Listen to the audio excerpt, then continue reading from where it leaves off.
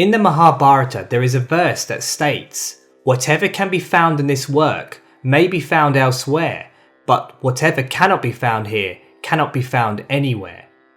The same is true of Hinduism as a whole. In it we find every possible concept of God and spirituality. The revelation of ancient rishis and indeed current masters has led to immense diversity of belief and practices. This plurality and freedom is in many ways Hinduism's greatest strength. It allows individual seekers of various temperaments to choose the path they connect with most. There are numerous spiritual lineages, different philosophies, and various rituals and techniques. But, strangely, this profound strength is in many ways its greatest weakness. Because of this immense diversity, there is often a lack of unity amongst Hindus. The various branches and movements within Hinduism can create the image of a fragmented and disjointed religion. There are so many gods, scriptures and personalities, all of which mean different things to different Hindus. But this appearance is misleading. Hinduism does have a common foundation among all the branches.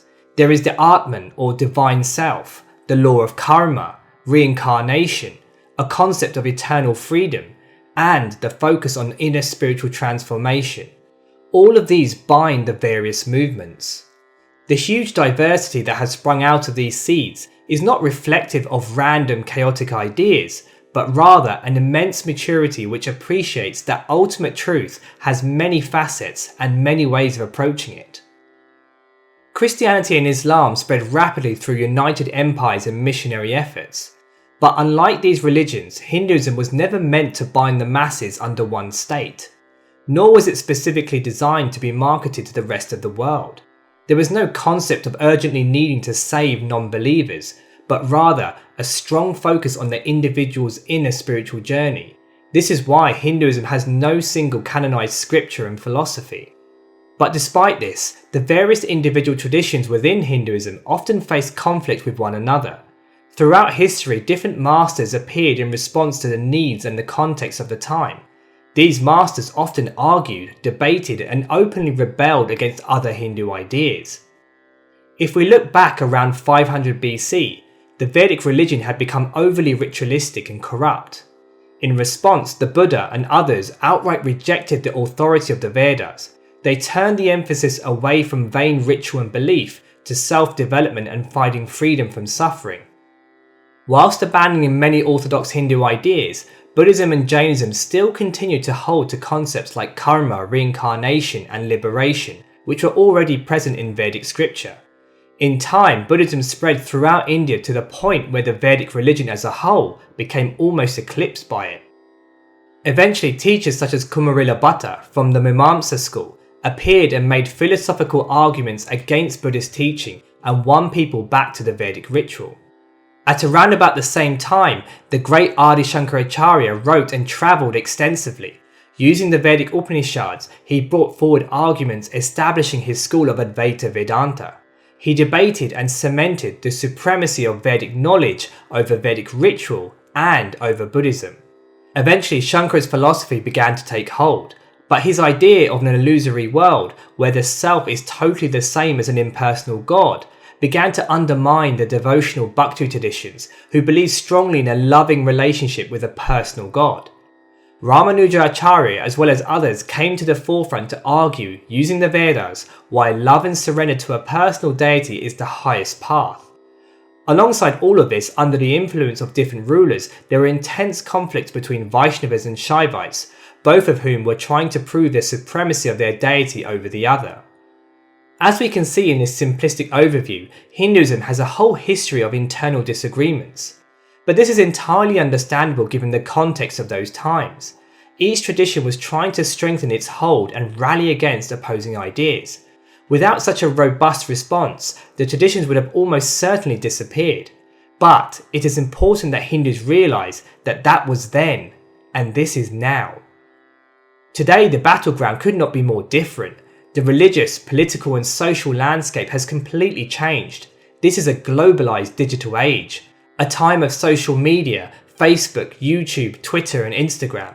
We are overrun with endless opinions, facts and philosophical ideas. Secular atheistic beliefs are increasingly being seen as the obvious rational way to live our lives. The average person sees no reason why they should trust the Vedas and other Hindu scripture. We have materialistic cultures centered around celebrities who are venerated like deities. There are political influences where Hinduism is treated differently to other religions. Blinded by the idea that all religions are the same, Hindus are falling victim to strategic and well-financed evangelical Christians operating in India and around the world. They are also vulnerable to Muslims which are seeking to convert, mock and condemn the practices of Hinduism. Academics are bent on changing the narrative of Hinduism and undermining the faith. And there are even media channels who use every opportunity to peddle anti-Hindu propaganda.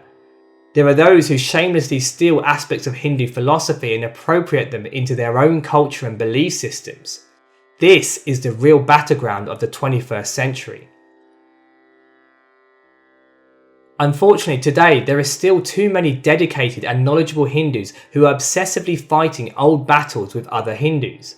Like a frog in a well, they have become lost in their world, which is utterly divorced from the larger picture. They do not appreciate the real needs of our time. This does not mean they need to throw away their philosophical disagreements. A devotee who sees God as the personal form of Narayana cannot ignore the contradiction with a jnani who states that God is impersonal and without form and qualities. This is a fundamental disagreement. But what the devotee and the jnani can do is recognize that in this time, despite their disagreements, they share a common foundation that needs to be nurtured. They are both born from a glorious dharmic culture, which is all about the individual seeking of truth and realizing firsthand the experience of God. We should remember that one of the most amazing things about Hinduism is that it does not suffer from exclusive truth claims. It does not condemn non-Hindus to an eternity of hell. In place of exclusivity, Hindu traditions have supremacist ideas. Whereas exclusivity sees all other paths as illegitimate and outright wrong, supremacist traditions will see their path as the highest, but at the same time recognize there can be immense value in other paths. This means that a Vaishnava will believe that worship of Narayana is the highest path, a Shaivite will believe worship of Shiva is the highest, a Jnani will believe realizing themselves as the ultimate reality is the highest, and at the same time they will all have the possibility to acknowledge the other as having some value towards spiritual evolution. Just because we see our path as the highest, it does not mean other traditions are wrong. It does not mean we have to look upon other Hindu movements with disdain. This is a critical point. When we understand this, it is quite possible to hold to the principles of our specific tradition and respect the words of previous acharyas, while at the same time having a space in our narrative that realizes the precious foundation that binds us all together as followers of Sanathana Dharma. This is particularly important for the larger Hindu organizations to bear in mind. There can often be a tendency for them to feel they have a monopoly on God, so much so that they strangely isolate themselves from Hinduism as a whole and even become competitive, suspicious and unnecessarily critical of other Hindu movements. We must adopt a perspective where any Hindu movement which is loyal to the spiritual culture and is actively benefiting people is supported and appreciated.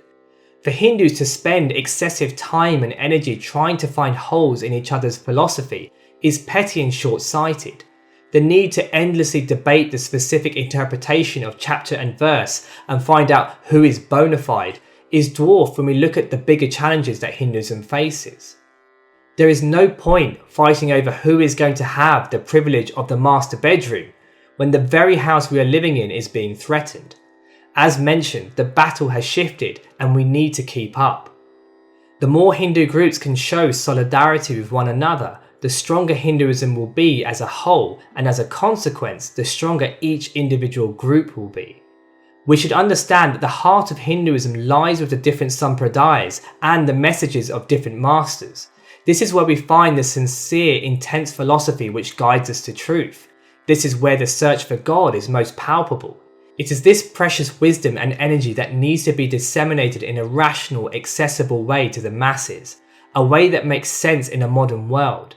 It is the average Hindu on the ground who is not part of any specific tradition that needs to be strengthened and empowered. They need to be made aware of the value of a spiritual path. They need to know how to articulate it to themselves and to others. The inferiority complex and awkwardness that many Hindus carry needs to be replaced with pride and passion in their faith. They need to be made aware that their spiritual culture is a priceless diamond that needs to be protected. Currently, we are developing a generation who are Hindu by name, but not by nature. They organise large and flamboyant Diwali shows which are nothing more than an excuse for superficial fashion parades and Bollywood dances. Navaratri nights have become another opportunity to get dressed up and find future partners. Even Hindu societies have become more about sports day gatherings and dinner dates. Instead of imbibing the wisdom of scripture, people are turning to self-help personalities who are often just repackaging Hindu ideas. At the top, we have Hindu Sampradaya traditions which are disunited and aloof from other Hindus, and at the bottom, we have Hindus who have a lazy, live and let live attitude. Both groups are too self-absorbed to perceive the erosion of their religion. This needs to change, and the grace of Hindu Dharma must be brought to the masses.